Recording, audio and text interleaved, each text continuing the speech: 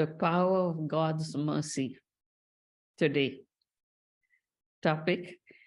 And God's mercy can move mountains. It can work miracles. And I'll tell you my first miracle was, I was walking one day on the street here, and while walking, the guy from the basement, he opened the trap door, and my foot went into the trap, and I felt on the ground, with my face on the ground, like a log of wood. I just fell straight there, and I couldn't move. I just couldn't move. So I remained there, and hundreds of people walking passed by, in front of me, at the back of me, and all that. And nobody offered any help or anything. Then the man from the basement, he came out and he said, "Do you need help?" I said, "Yes." So he picked me up. I said, "Put me against that wall." So he picked me up and he put me against the wall. And I stood there for 10 minutes until I catch my breath. And then I walked, and I came to the center, and I called the police. And I reported it, but they said there's nothing they can do about that. Some stupid thing like that. So I checked everything, and I saw everything was bleeding. My knees, and they were bleeding, and my hands, and everything was bleeding, but nothing was broken. So I was amazed that nothing broke. I just had bruises and bloody, bruises everywhere, and nothing broke. And I was saying, look at this, look at how God is so merciful. Julia slipped in Madhuban and fell and broke her ankle. Gayatri was walking in Queens someplace, and she fell and she broke some part of her foot also. So I was saying, look at that, how merciful God is. They who have people to take care of them, yes, they broke their foot, something, the ankle or the knee or something, and I have no one with me. So it's okay, I got bruised up and all that, but nothing was broken. Yes, I could get up, and I can make a cup of tea for myself, and I can have my tea and all that without having to call anybody else to help me. So you see how merciful God is? He's so merciful. Now, another case of mercy, how merciful he is. Before I was a teacher teaching. So there was a gentleman who was in charge of recruiting teachers for jobs and all that. So I found this, this job was advertised on the newspaper and everywhere else. So I applied for this job and I got this job. And it's a science teacher. And it's not so easy to get science teachers. So as I applied for it and I got it because I was the only applicant. So this guy, somehow he got my number and he called me up and he said, you need to pay $1,000 for this job. So I asked him why. He said, well, this job, I had it advertised on my special app, some board or something. He had it. So I said, well, I did not ask you to get me a job. So why should I pay you? I don't even know you. So he thought, you know what? He'll take me to court. So he took me to court. And here am I in court. No, I have never been to court before. I don't even know what the court looks like. So we were there. So he presented his case. And after he was finished, the judge asked me, he said, do you have anything to say? I said, yes. I said, ask this man if he has ever seen me before. So he asked him, he said, have you seen her before? So the guy said, no. So I asked, ask him if I agreed with him to find me a job. And if so, where are those documents that was signed for this job? So he asked him, and the guy had nothing.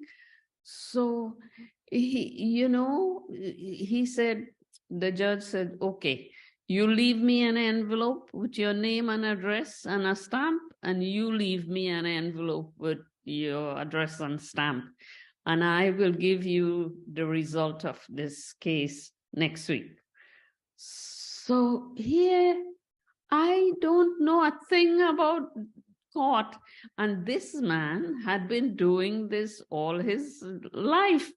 This is his job. So he was so sure that he was going to win that case, and I'll have to pay him that $1,000. But you know what? I didn't have to pay him a penny. God's mercy. I didn't have to pay him a penny for anything, So that's God's mercy. Yeah. So then another one again, after that, I went to pharmacy school and whatever. So, and while working there, one of my job was to check all the work that the technician did, all the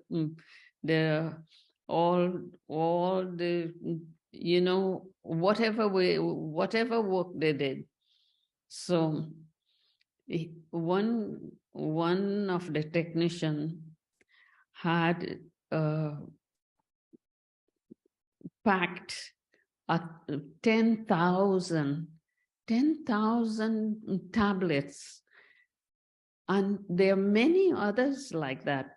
So she brought this tablet by me to get the final approval. So when I saw this thing, I said, why didn't you show me this before? They're supposed to show you a copy of the first label that was made. Then after you have approved it, then they go on to pack thousands. But she didn't show me the first label. So I told her, sorry, but I can't approve this.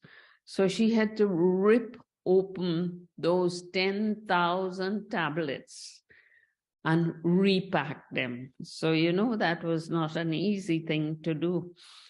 So what I mean is that I don't have the time to check each tablet that they did, that they packed. So what God's mercy, he asks you and make you check those things that need to be checked so that you don't get in trouble and the people who take that tablet don't get in trouble and the technician don't get into trouble. So how he saves us, all of us, from trouble. Yes, so that no one has to suffer. So God's mercy is so unimaginable. Yes, full. full. He has mercy for all 8 billion plus and still have mercy. Yes? So that is his mercy. So what we will do now is I don't know how much time we have left. So we'll do a little meditation. Yes? Okay. So just sit comfortably. Take a deep breath. And as you exhale, just relax. Take another deep breath.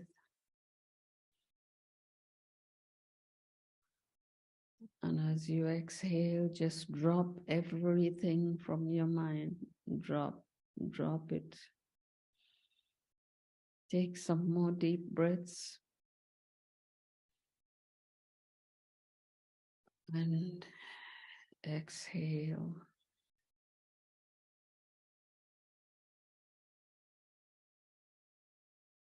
And let's take the mind and intellect beyond this body of flesh and bones.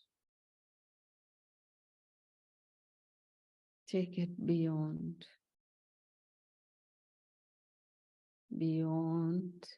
in the region of golden red light.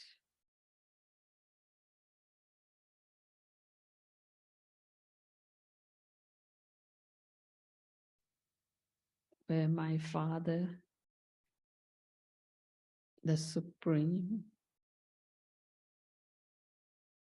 is waiting for me.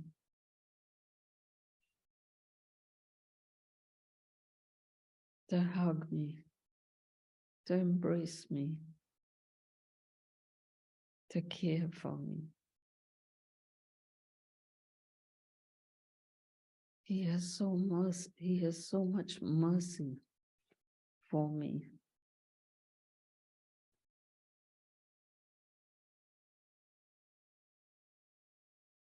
He loves me so much that no one in the world can give me that much love.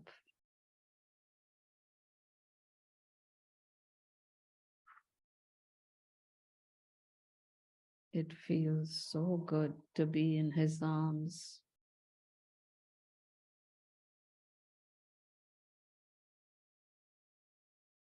So comfortable, so restful.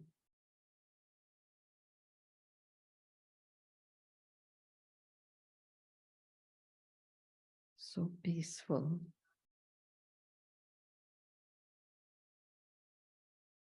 So pure.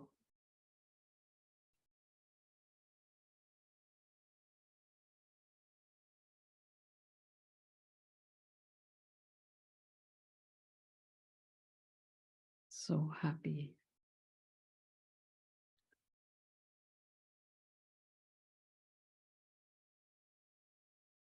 It's so quiet here.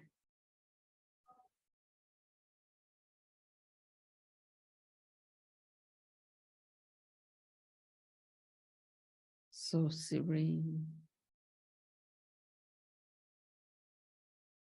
So tranquil.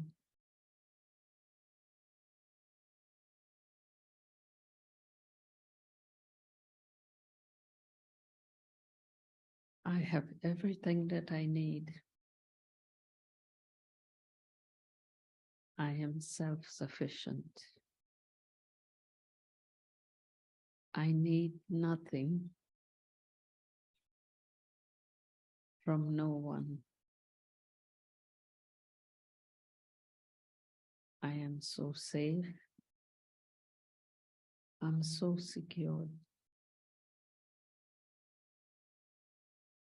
Nothing belongs to me. So I can lose nothing. I am incorporeal.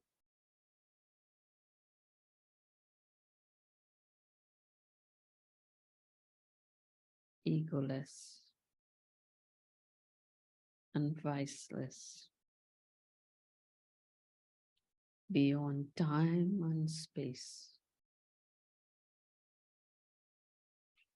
immovable, unshakable, stable.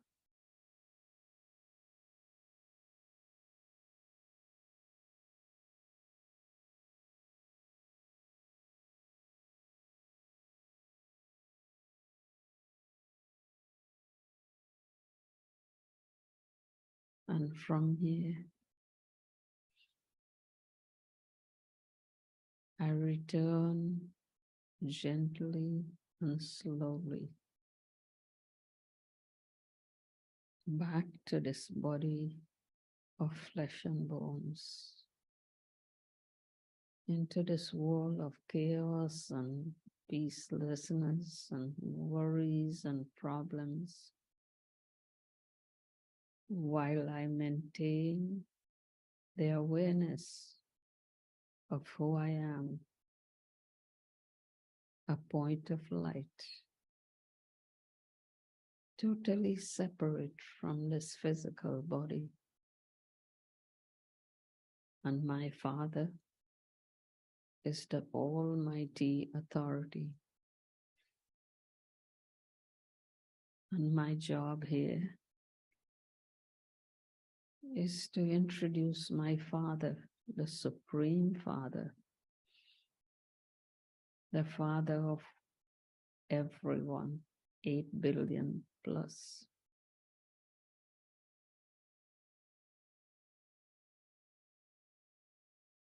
So that they can also claim